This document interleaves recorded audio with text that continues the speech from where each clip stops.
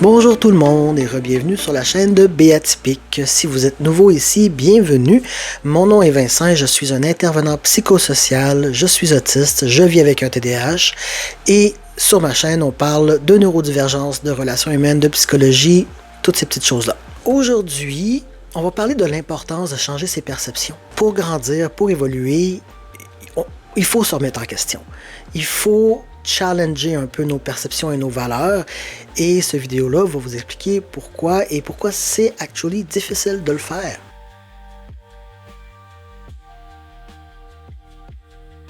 Premièrement, c'est difficile parce que changer nos perceptions, ça veut dire admettre qu'on s'est trompé. Et admettre qu'on s'est trompé, il y a beaucoup de monde qui ont de la difficulté avec ça parce que ça atteint l'ego.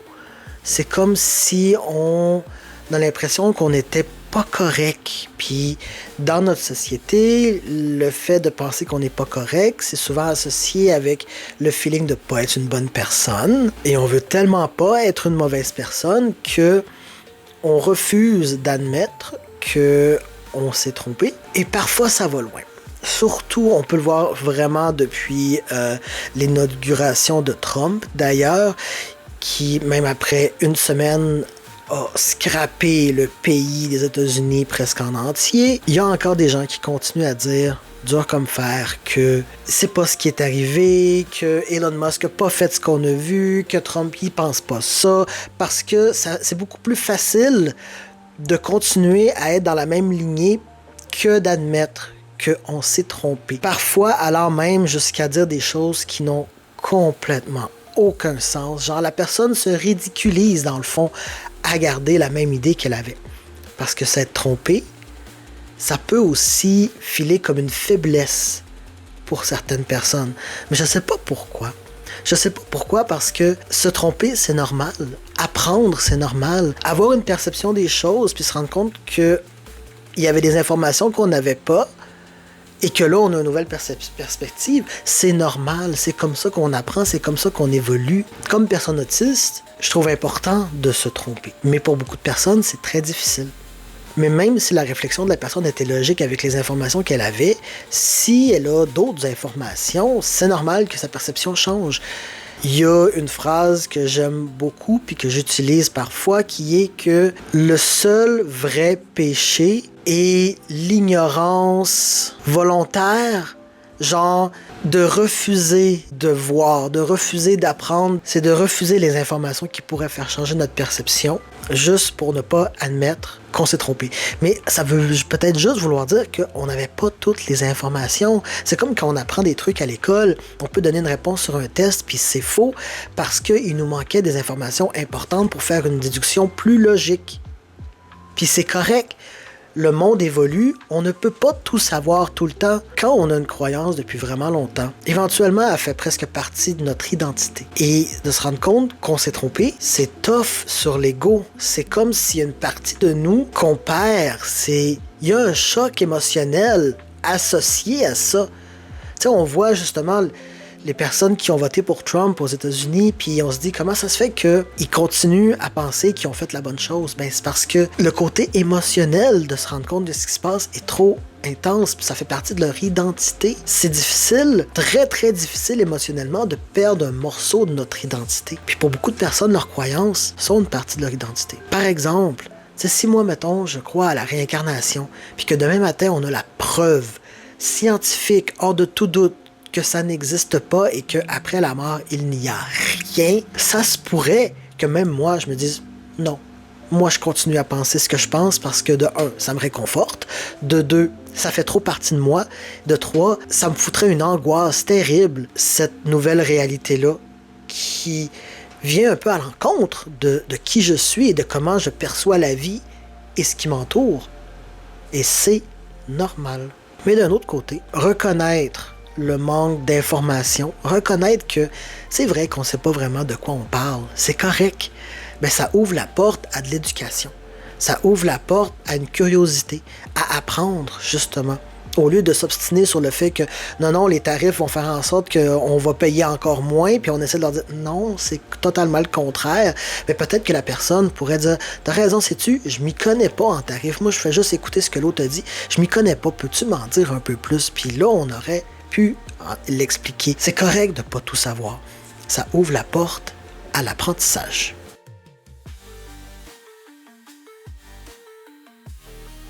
C'est important aussi d'apprendre de nos erreurs passées. Et c'est correct. On n'avait peut-être pas toutes les informations possibles avant et que maintenant on les a et qu'on apprend de ça et qu'on évolue. Changer sa perception des choses, c'est évoluer. En fait, plus on reste curieux et plus on se questionne, moins on peut s'en faire passer, moins on risque d'être brainwashed. Il faut aussi pouvoir différencier quelqu'un qui ne sait juste pas de quoi il parle sans savoir qu'il ne sait pas de quoi il parle, quelqu'un de mal informé, et quelqu'un qui fait de la propagande consciemment pour la haine et le chaos. Présentement, sur TikTok, il y a beaucoup plus de place pour les créateurs des autres pays à prendre leur place. Et les personnes des États-Unis commencent tranquillement à s'ouvrir les yeux. Et comme j'ai déjà dit dans un de mes TikTok personnels, c'est très important pour nous, là, le reste du monde, de accueillir ces personnes-là qui commencent à s'ouvrir les yeux. Les accueillir fait en sorte qu'ils vont se sentir plus en confiance d'admettre leurs erreurs passées. Et si on ne les accueille pas, par exemple, si quelqu'un était très très mal informé et a fait du tort, mais que là il se rend compte de ce qu'il a fait puis qu'on lui dit ben garde, tu m'as fait du tort ou t'as fait du tort à l'humanité, ben vis avec les conséquences, on veut pas de toi parce que t'as fait ça.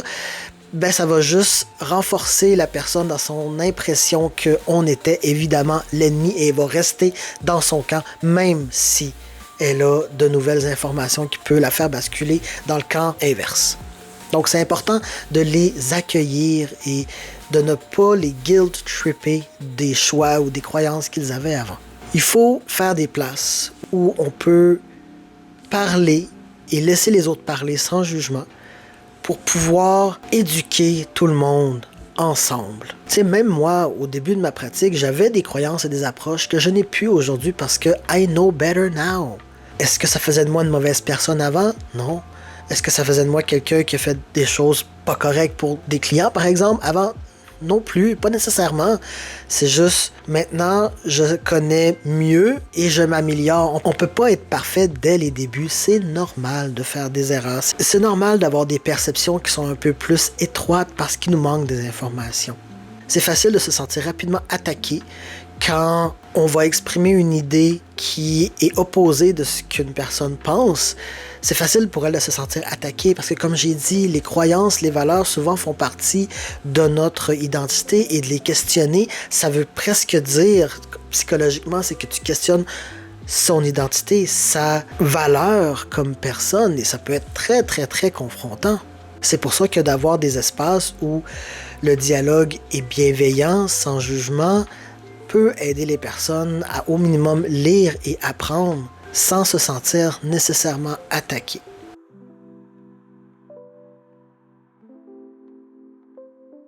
C'est sûr que la meilleure façon de faire, à mon avis, ce serait de simplement montrer les faits, poser des questions aux personnes et les laisser eux-mêmes réaliser que peut-être qu'ils se sont trompés. Avoir certains TikTok, même ça, souvent ça fonctionne pas et la personne continue à patiner, à essayer de trouver une raison pourquoi elle a raison. Mais pour d'autres personnes, ça peut être ce qu'il faut pour faire déclencher de « Hey, j'avais pas vu ça comme ça. Ouais, t'as un point. » Ça, c'est le début. C'est le début vers une autre perception des choses, plus large et plus juste.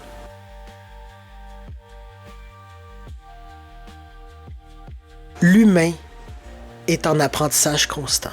Rendu à mon âge, je comprends que effectivement, on n'a pas figure out anything. Genre, à chaque année qui passe, c'est nouveau pour nous. Pour chacune des personnes, c'est nouveau. On est toujours en apprentissage. Et c'est correct. Et c'est normal. Les opinions que vous avez aujourd'hui vont probablement changer dans les prochaines années. Et c'est correct. Ça ne veut pas dire que vous allez passer d'une opinion blanche à une opinion noire. Mais des fois, on passe d'une opinion noire à une opinion un petit peu grise ou noire avec des points bleus. Parce que oui, de base, c'était ça, mais on a rajouté des éléments à côté. Tu sais, il y a la phrase qui dit « Il y a juste les fous qui changent pas d'idée ». J'aime pas le terme fou, mais c'est vrai que c'est important de changer d'idée. Changer d'idée, c'est évoluer. Rester ancré dans nos façons de faire, nos façons de penser, même face à des choses contradictoires, des faits, ça nous empêche de connecter avec le monde, ça nous empêche d'évoluer comme humains. C'est comme les personnes qui continuent à s'entêter sur le fait que la transidentité, ça n'existe pas, c'est dans la tête du monde. Il y a une chercheure qui a fait un TED Talk qui a expliqué scientifiquement qu'est-ce qui se passait. Rapido presto, je pourrais peut-être le mettre dans la barre de la description en bas, mais rapido presto, ce que ça disait, c'était que le sexe était déterminé quelque chose comme dans le premier trimestre de la grossesse et le genre était déterminé après. Et parfois, dépendamment de X, Y, Z raison, il y a une dissonance entre les deux. Et c'est ça qui fait en sorte que les personnes sont des personnes trans. Fait qu'il y a une explication scientifique. Pour le monde qui continue à s'entêter qu'il y a juste deux genres, hommes et femmes, il n'y a même pas juste deux sexes. Il y a plus de sexes que ça. Il y a plus de combinaisons de chromosomes que ça. Et le genre est un construct social. Il y a encore des gens qui s'entêtent à dire non, non, non, non, mais la science, la biologie et tout confirme. Non, non, il y a plusieurs genres, il y a plusieurs sexes, c'est normal. Rendu là, c'est là où est-ce que j'appelle ça de la willful ignorance, de l'ignorance volontaire. C'est on te montre des faits, mais même à ça, tu continues de t'entêter. Il y a aussi, tant qu'à parler de ça, il y a quelque chose que j'ai vu sur Internet puis j'ai trouvé que c'était tellement intelligent. Quand quelqu'un t'obstine sur un sujet, que tu sais que tu as raison puis que tu as des faits scientifiques pour le prouver, mais que la personne t'obstine, qu'elle pense qu'elle a raison, demande-lui simplement quelle pièce d'évidence changerait ton avis. Si la personne dit aucune, ben perds pas ton temps. Walk away. Puis si la personne a dit ben montre-moi 3 études faites par telle université, va chercher les 3 études faites par l'université. Si tu as raison, il va en avoir.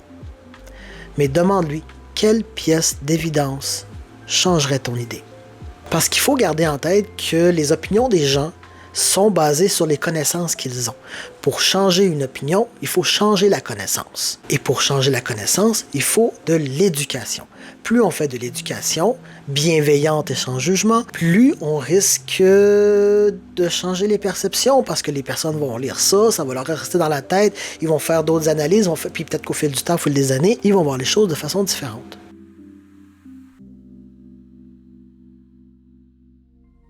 Il faut garder aussi de l'humilité et de l'empathie. C'est pas parce que, par exemple, pour un sujet, j'en connais plus que l'autre qu'il faut que je me pense meilleur que l'autre. Oui, je connais plus, mais je connais moins dans d'autres sujets. Et de l'empathie parce qu'il faut connecter avec l'autre. Il faut comprendre d'où l'autre arrive pour se fermer ou pour croire ce qu'il croit. Puis ça, ben, ça aide aussi à défaire leurs croyances, sachant d'où elles viennent. Puis je suis sûr que ça vous est arrivé, à vous, de changer d'avis, de changer de perception au fil du temps. Je vous ai dit quelques exemples par rapport à moi. Maintenant, j'aimerais avoir quelques exemples par rapport à vous.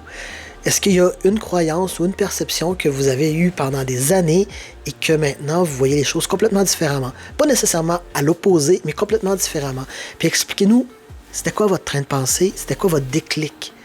Ce serait intéressant et ce genre de truc-là peut aussi faire en sorte qu'une personne qui pensait la même chose que vous avant lise votre commentaire et réalise qu'il manquait de l'information. Tu sais, les commentaires que je demande souvent dans mes vidéos, c'est pas juste pour l'algorithme. Ça joue, évidemment, mais c'est pas juste pour ça. C'est aussi parce que moi, j'ai ma voix ici, mais je veux avoir votre voix. Je veux avoir vous. C'est quoi votre expérience? Qu'est-ce que vous en pensez? Qu'est-ce que vous avez vécu? Parce que, en dehors de ce que moi je dis qui peut aider des gens, vous aussi, vous pouvez les aider. On va se mettre à la gang pour aider les gens qui tombent sur mes vidéos. C'est pour ça que je vous invite souvent à mettre des commentaires sous mes vidéos. Le point à retenir, c'est que se tromper est normal. C'est pas parce que t'es une mauvaise personne que tu t'es trompé. Puis le fait que tu te sois trompé, Ça veut pas dire que tu es un incapable, ça veut pas dire que tu connaissais rien, ça veut pas dire quoi que ce soit, ça veut juste dire que ta perception des choses était X, que tes connaissances étaient X, et maintenant, ben, ta perception des choses est Y, puis tes connaissances sont Y, puis c'est correct, c'est de l'évolution, et on aime ça. Donc, merci encore une fois d'avoir été là pour cette vidéo. N'oubliez pas, comme j'ai dit tantôt, un commentaire, un petit like, un petit share. Oui, ça aide l'algorithme, mais c'est aussi, ça montre qu'est-ce que vous aimez, dans quelle direction m'en aller pour vous donner encore plus de ce qui vous plaît. Parce qu'à la fin de la journée, oui, moi je veux faire de l'éducation, puis je fais la chaîne que j'aimerais écouter, mais je veux aussi faire ce qui vous plaise. Je veux aussi faire ce que vous voulez parce que je fais ça en majeure partie pour de l'éducation, pour vous, les spectateurs. Donc, laissez-le moi en commentaire. Un like, ça m'indique que vous aimez ce que je fais. Et un partage, ça aide toujours aussi. On spread l'information et l'éducation. Donc, merci encore et je vous revois donc la semaine prochaine. Bye!